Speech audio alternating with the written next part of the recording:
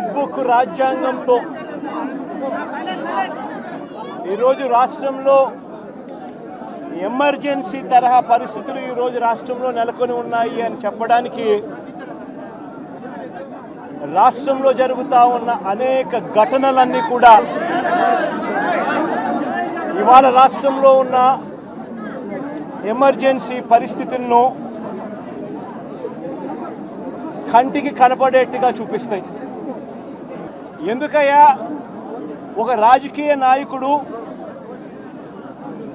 తమ పార్టీకి సంబంధించిన వాళ్ళను కలవడం ఏమైనా నేరమా అని అడుగుతా ఉన్నాను. అలా కలవడానికి వస్తే అదేమైనా తప్ప అని అడుగుతా ఉన్నాను. ఎందుకు ఆంక్షలు పెడతా ఉన్నారో అని అడుగుతా ఉన్నాను. నా కార్యక్రమానికి నన్ను అభిమానించే వాళ్ళు ఎవరైనా కూడా వస్తే తప్పేమిటి అని అడుగుతా ఉన్నాను.